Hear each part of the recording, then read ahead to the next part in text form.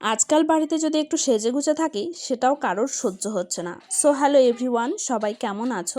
আশা করছি ভালো আছো। অভিপ্রিয়ার লাইফস্টাইল আরও একটি নতুন ব্লগে সবাইকে জানাই স্বাগত। তো দিনটা ছিল বৃহস্পতিবার, আর বৃহস্পতিবারের দিন দেখো আজকে একটু সাজুগুজু করেছি শাড়ি পরে, কিন্তু এই শাড়ি পরাটা কারোর সহ্য হলো না। জানি না এই রকমটা আমার সাথে বরাবরই হয়ে থাকে, মানে কোনো কিছু একটু সাজগোজ করা দেখলে পরেই কারোর যেন নজর পড়ে যায়। তো দেখো আজকের দিনটা ছিল বৃহস্পতিবার, আর বৃহস্পতিবারের পুজোর জন্য সবকিছু জোগাড়যন্ত্র করে নিয়েছিলাম। আর দেখো আমাদের কিন্তু বাইরের কল থেকে আমরা পুজোর জন্য জল নিয়ে আসি। আর বর্ষার দিনটা না বাইরে থেকে মানে জল নিয়ে এসে পুজো করাটা যে কতটা কষ্টের হয় সেটা হয়তো বলে বোঝানো যাবে না। তবে এখনো যেহেতু বর্ষা সেই রকম নেই, আর এই দেখো গাছ থেকে একটা আমের পল্লবও নিয়ে এসেছি। তো এই আমের পল্লব দিয়ে পুজো দিতে কিন্তু খুবই ভালো লাগে। পিতলের আমসরা আছে, তবে এই আমের পল্লবটা যেন আলাদাই একটা সুন্দর। আমার মতন এরকম আমের পল্লব দিয়ে পুজো দিতে কার কার ভালো লাগে তোমরা কমেন্টে জানিও। যাই হোক দেখো বৃহস্পতিবার মানে কিন্তু পুজো ঘরে মানে ঠাকুর ঘরে প্রচুর কাজ থাকে, তো সেগুলোই করে নিয়েছিলাম। আর সকাল সকাল উঠে এই বাসনগুলো কিন্তু মা ধুয়ে দিয়েছিল, আর এদিকে আমাদের ঠাকুরের জন্য থালাগুলোকেও সুন্দরভাবে সাজিয়ে নিয়েছিলাম। তবে আজকে না একটা পদ্ম ফুলও পাইনি। বৃহস্পতিবারের দিন একটা পদ্ম থাকলে কিন্তু আরো বেশি ভালো লাগে। তো যাই হোক এদিকে ধূপ ধুনো সবকিছু ধরিয়ে নিলাম। আর তোমাদেরকে আমি বলবো যে কার নজর লেগে গেছে আর কেনই বা আমার এই সাজুগুজু করাটা কারোর পছন্দ হচ্ছে না। আমাকে অনেকেই বলে যে তুমি কেন সারাক্ষণ এলোমেলো অবস্থায় থাকো, মানে ভালো করে সাজুগুজু করো না, কিরকম যেন একটা পাগলের মতন হয়ে থাকো। তো সেই কথা ভেবে আজকে আমি এই শাড়িটা পরেছিলাম। আর কর্তামশাই সবচাইতে পছন্দ হচ্ছে শাড়ি পরা। তো বিয়ের আগে থেকে আমাকে বলেছিল তুমি কিন্তু নাইটি পরবে না, তুমি শাড়ি পরেই থাকবে। আর আমি কিন্তু কর্তামশাইয়ের কথাটা একদমই রাখতে পারিনি, কারণ আমাদের বাড়িতে মানে আমার শাশুড়ি মা যে আছে তো তারাই নাইটি পরে থাকে, আর বৌমা শাড়ি পরে থাকবে এটা কিরকম হয়, তাই না? যার জন্য আমাকেও কিন্তু মানে নাইটি পরতে দেয় বাড়ি থেকে। যাই হোক দেখো এদিকে পাপাও ঘুম থেকে উঠে গেছিলো, আমার পুজো দেওয়া মোটামুটি কমপ্লিট। তো পাপাকেও একটু সাজুগুজু করে দিচ্ছিলাম। আর এখন যাব আমি রান্নাঘরে। মা অলরেডি রান্নাঘরে চলে গেছে, কারণ সকালের খাবারটা আমাদের সবচাইতে বেশি ইম্পর্টেন্ট।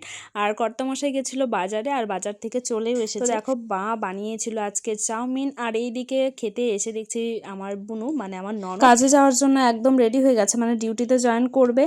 আর কর্তামশাইও যাবে কাল। দেখো সবাই কিন্তু ভোট দিতেই এসেছিল বাড়িতে 2 দিনের 4 দিনের ছুটি নিয়ে। তো ওর ছিল 2 দিনের ছুটি আর কর্তামশাই ছিল 4 দিনের ছুটি, যার জন্য ননদের সঙ্গে একটু দেখা করে এলাম। আর এসে দেখো পাপাকেও খাইয়ে দিচ্ছি, আর আমরাও খেতে বসে পড়েছি চাউমিন। আর আমি তো এর আগের ব্লগে তোমাদেরকে বলেছি যে আমাদের বাড়িতে মানে কর্তামশাই যখন বাড়িতে থাকবে তখন লুচি না হলে চাউমিন না হলে পাস্তা, এটা ওটা সকালবেলা আমাদের মাস্ট লাগবে। মানে সকাল টাইমটা একেবারে ভাত খেতে চায় না। তো কালকে আমরা ছাতু খেয়েছিলাম, আর আজকে দেখো আজকে আমাদের মোটামুটি সকালের খাওয়া দাওয়াটা কমপ্লিট। তারপর চলে এসেছি ঘরে, কিন্তু আজকে আমি দেখো ঘর একেবারে অগোছালো হয়ে আছে। মানে পাপা আজকে অনেকটাই লেট করে উঠেছে, তোমরা তো দেখেছো, মানে আমি পুজো করার পর তারপর উঠেছে। তো যার জন্য আমরা খেয়ে দিয়ে এসে তারপর আমি এই বিছানাটাকে গোছাতে লেগে পড়লাম। আর কর্তামশাই একটু কাজের জন্য আবার বাইরে গেল। আর কর্তামশাই বাড়ি আসলে এদিক ওদিক সবসময় যেতেই থাকবে। তো ছেলেদের কাজই হলো এটা, মানে অনেকদিন পর পর বাড়িতে আসে বন্ধুদের সঙ্গে আড্ডা দেওয়া, বন্ধুদের সঙ্গে দেখা করা, আবার কোনো দরকারি জিনিসপত্র যদি লাগে তো সেগুলো কিনে নিয়ে আসা।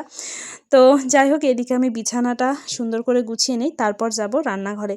আর রান্নাঘরেও আজকে প্রচুর কাজ। আর কর্তামশাই বাড়ি আসলে স্পেশাল কিছু হবে না, এটা তো কখনো হতেই পারে না। তো আজকে আমাদের হবে মাটন কষা। আর এইদিকে দেখো পাপা না আজকে বিছানা পুরো ভিজিয়ে দিয়েছিল, মানে কোল বালিশটাও ভিজিয়ে দিয়েছিল, যার জন্য এটাকে আবার রোদে দিতে আসলাম। কিন্তু বাইরে একেবারেই রোদ নেই, চারিদিকে মেঘলা আকাশ আর প্রচণ্ড পরিমাণে হাওয়া দিচ্ছিল। আর এই বর্ষার কাল এলে পরে না কীরকম যেন একটা লাগে, মানে চারিদিকে কাদা স্যাঁতস্যাঁতে। তো ওই বর্ষাকালটা কবে যাবে সেটাই চিন্তা করি আমি সবসময়। আর এদিকে পাপা রাস্তায় দুষ্টুমি করছিল, আর ওখানে পাম্মি মানে ওর ঠাকুমা বসেছিল, তো যার জন্য ওইখানে আমি রেখে এসেছিলাম। কিন্তু দেখো মানে বাড়ি আসতে না আসতেই ওর দুষ্টুমি শুরু হয়ে গেছে। আমি বাড়ির ভেতরেও ঢুকিনি, আমি এখানে এসে যে জামা কাপড়গুলো ছিল মা এখানে গামছাগুলো রেখে গেছে, তো ভাবলাম যে গামছাগুলো একটু রোদে দিই। তো দেখো মেলতে গেছি, আর সেই সময় ওর পাম্মি বলছে যে দেখো কি দুষ্টুমি করেছে। তো আমি এখানে গামছাগুলোকে মেলতে মেলতে ওকে ডাকলাম যে কি হয়েছে। তো ওর পাম্মি বলছে যে ও হচ্ছে কুকুরের পটিতে পা দিয়েছে, তো যার জন্য আমাকে আবার শাড়িগুলো মানে জামা কাপড় ছেড়ে আবার গা ধুতে হয়েছে, পাপাকেও গা ধুয়ে দিয়েছি সকাল সকাল। তো তারপর আবার এই জামা কাপড়গুলো মেলতে এলাম। তো আমি কাজ খুব কম করি বাড়িতে, কিন্তু এই কাজগুলো আমার একদম অতিরিক্ত হয়ে যায়, মানে ওর পেছনে ছোটাছুটি বা ওর পেছনে খেয়াল রাখতে রাখতেই আমার দিনটা পুরো চলে যায়। তোমাদেরকে আমি সবার প্রথমে ব্লগটা স্টার্ট করার সময় বলেছিলাম যে আমার সাজগোজ কারোর পছন্দ হয় না। তো কেন বলেছিলাম? এই জন্যই বলেছিলাম, মানে আমি একটু যদি ভাবি যে আজকে একটু সেজে গুজে থাকবো, কিন্তু আমার না হয়ে ওঠে না। পাপার জন্য বিশেষ করে, মানে পাপা আমাকে এমন পরিস্থিতিতে ফেলে দেবে যে আমি সেজেগুজে থাকতে পারবো না, ঠিক এইরকম অগোছালো অবস্থাতেই আমাকে বেশি ভালো মানায়। তো যাই হোক, যার জন্য আমি এইভাবেই সবসময় থাকি। আর এই দেখো পাপাকে এখন আমি খাওয়াবো, আর পাপার এখন প্রচণ্ড খিদে পেয়ে গেছে, মানে দুপুর টাইমে ওকে খাইয়ে ঘুম পাড়িয়ে দিয়েছি। তারপর কর্তামশাই বলছে দেখো আমি হাঁটতে পারছি না, মানে পায়ে ব্যথা হচ্ছে প্রচণ্ড। তো তার জন্য আমি দেখো এই যে বরফ লাগিয়ে দিচ্ছি, যে কোথার থেকে ব্যথাটা হচ্ছে সেটা বুঝতে পারছিল না। তো এখন বাজে বিকেল 4টে, কর্তামশাই একটুখানি বেরোলো, মানে তোমাদের দাদাভাই একটু বেরোলো বাইরে। তো এখন ভাবছি, বসেই রয়েছি, তো ভাবছি একটা তরমুজ কাটবো। অনেকদিন ধরে একটা ফ্রিজে তরমুজ রয়ে আছে, বেশিটা অল্প একটু রয়েছে, তো সেটাই কাটবো। তো অনেকক্ষণ থেকে বলছিল যে একটা তরমুজটা কেটে ফেলো, তরমুজটা খাবো। তো এখন যেহেতু বাড়িতে নেই, তো এই ফাঁকে চলো তরমুজটাকে কেটে নিই। এই গরমে তরমুজ খেতে কার কার ভালো লাগে তোমরা কমেন্টে জানাও।